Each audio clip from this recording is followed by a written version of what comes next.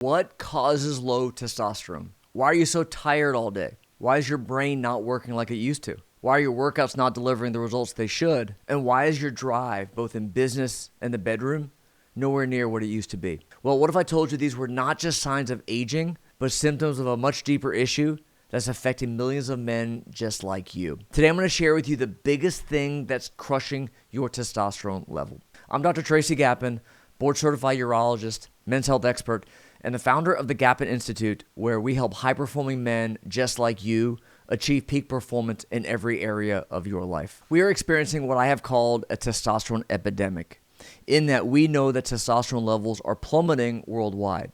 What do I mean by this? Well, there have been 3 longitudinal studies, one published here in the U.S., the Male Massachusetts Aging Study, another one in Sweden, and another one in Finland. And all 3 studies were longitudinal studies that looked at testosterone levels for over 20 years. And what they showed was that men's testosterone levels have plummeted almost 50% over the last 20 years. So specifically, free testosterone is down 45%, and it's getting worse by about 1% every year. So what that means is a 50-year-old guy today literally has a testosterone level that's about half of what it was 20 years ago. So when we look at things like low energy and brain fog and metabolic issues with metabolism and visceral fat and difficulty building muscle, loss of sex drive and sexual performance, and actual increased cardiovascular disease we're seeing, which is all tied directly to low testosterone. And so this is why I've called it a testosterone epidemic. And I do believe that if we don't change something, in 20 years from now, the entire male population is going to be impotent and infertile. And so what is the biggest issue that's causing low testosterone? Well, we know that sedentary lifestyle can crush testosterone. We know that lack of exercise, especially strength training, can really lower your testosterone levels.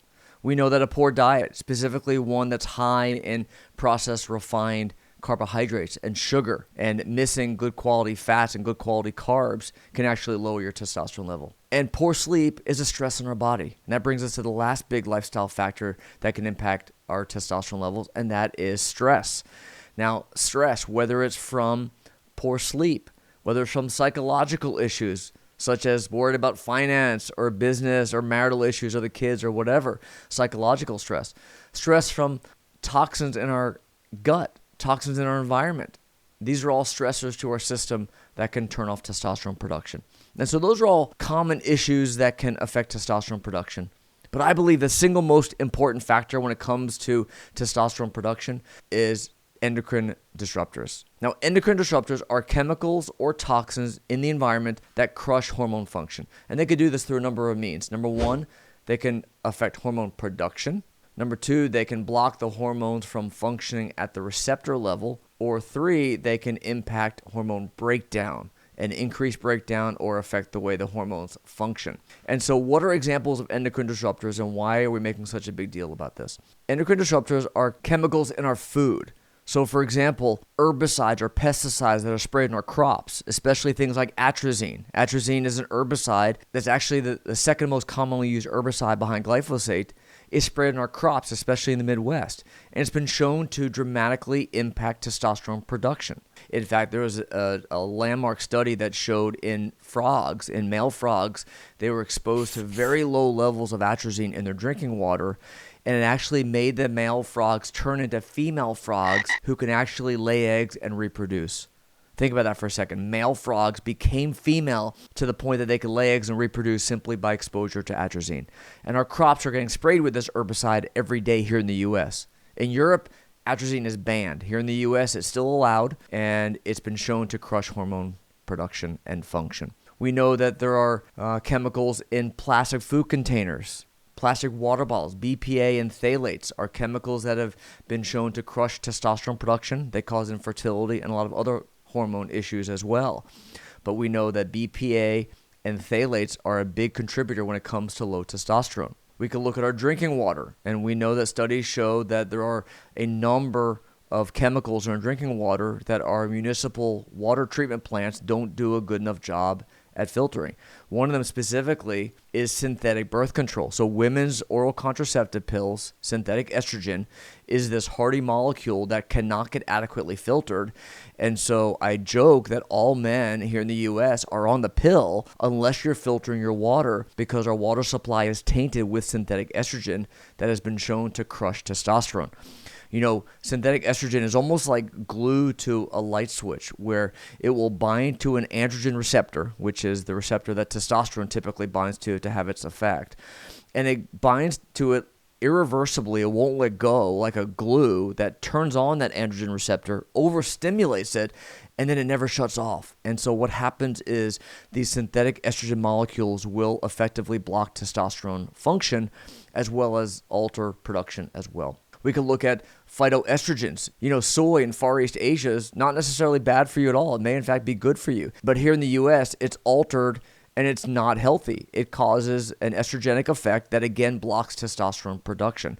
And so many foods have massively elevated levels of phytoestrogens in them. We could look at other things like coffee. You know, coffee often has mold, and mold can affect hormone production. And coffee, especially if you're using K-cups, remember that's plastic, and when you put hot water on that plastic, is leaching the chemicals out of the plastic, again the phthalates and the BPA, into our coffee. So be aware that coffee is a big source as well. We can look at our personal care products. You know, our laundry detergent, our soap, our shampoo, our sunscreen, our deodorant.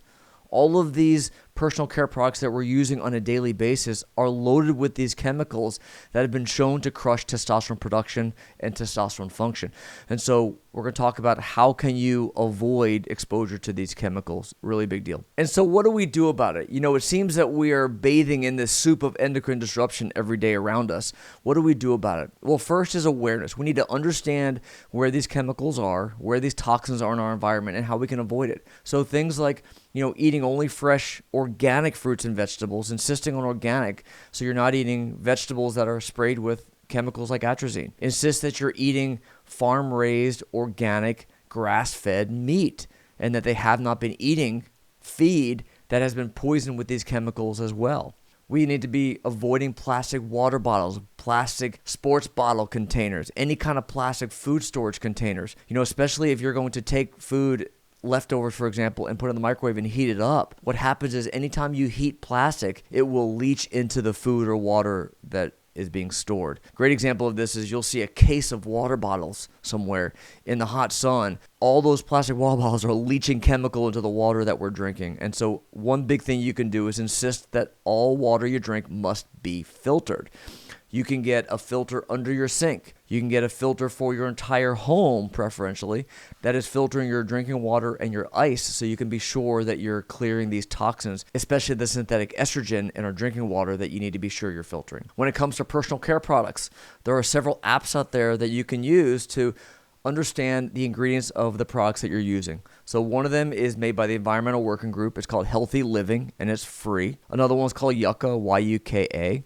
And the other one is called Think Dirty.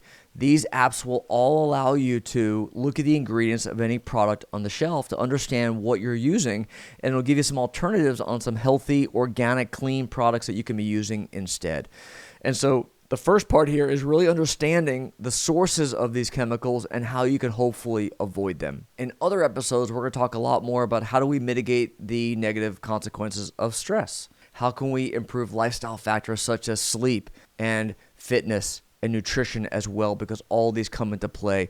But the biggest issue, without question, when it comes to low testosterone is chemicals, toxins, endocrine disruptors in our environment that are crushing testosterone production and function. Now, if you're ready to optimize your health, your testosterone levels, your performance, check out gapinstitute.com/launch for a bunch of peak performance gifts and learn more about our precision medicine approach and more strategies that you can use to avoid exposure to these endocrine disruptors all around you.